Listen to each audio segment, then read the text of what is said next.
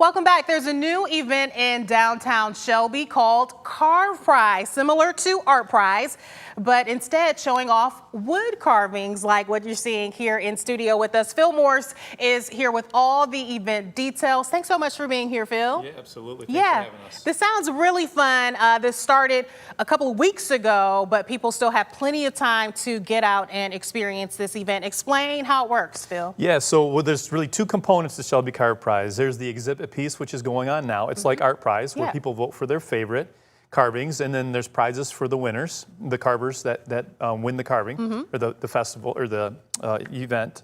And then there's a silent auction bid piece, and then there's a festival that the whole thing culminates. That's the other component. And that happens on July 10th and 11th. Nice. And that's where people will get to actually see the live carvings in addition to some of the finished pieces? Yeah, the live demonstrations. So our carvers will be actually, 5 carvers will be demonstrating live carving, which is really pretty incredible. That is really cool. The cash prizes are really cool as well. I mean, the live auctions, an opportunity for the artists to make some money off of their work. And then tell us about those cash prizes. Yeah, so it's $2,000 first place prize, and that's for the exhibit that's going on now, the CarvePrize exhibit.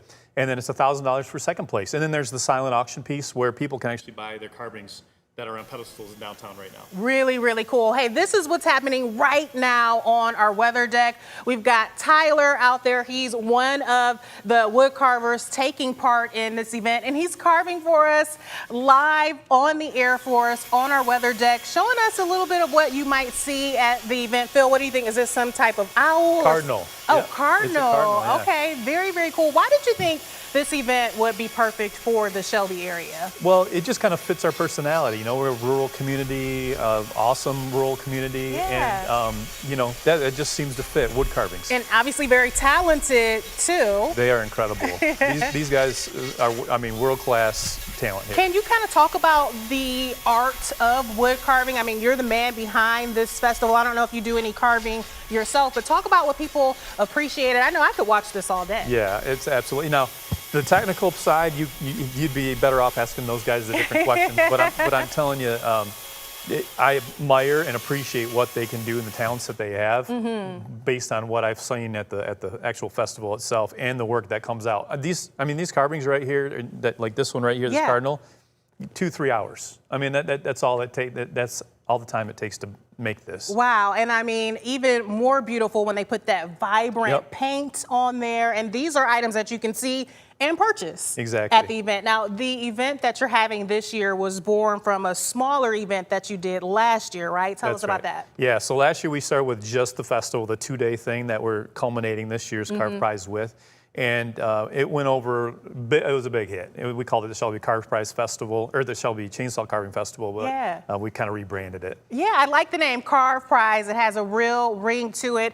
Before we get to our demonstration live on our weather deck, any other details you want people to know about why they should be out here? Make sure they have the information to make sure they can get out. How much longer is this going on? Yeah, so it goes on through the festival itself. So July 11th at noon is when the voting stops. And then the silent auction bids too for the actual exhibit that's happening right now. And then July 10th and 11th, there's a little overlap there. That's when the festival is going on. That's when these guys are doing their live demonstration. Guys and girls do their live demonstrations. And then the live auctions that night, food trucks, kids activities, craft vendors, Really, really awesome. All right, well, let's get to the action.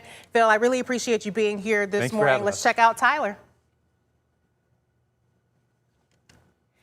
This is actually Troy. We've got Troy and Tyler on our weather deck giving us a demonstration. Like we said, you're going to be seeing some carving, but painting as well, really kind of giving it a finishing touch on some of the pieces. That really adds to it, would you say, Phil? Yeah, absolutely. And that's really, I mean, sometimes they burn it at the end, and that looks really cool too. Sometimes it's painted.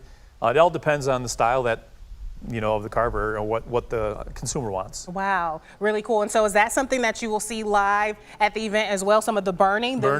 So that's how that's part of the finishing process. So that just like you saw Tyler actually doing the cutting, the carving, and then at the end sometimes they bring out their little hand tools and a sander, and then they'll bring out the burning tools. They're what they burn with, and then they bring out their the paintbrushes. Wow, really cool to see just the process unfold.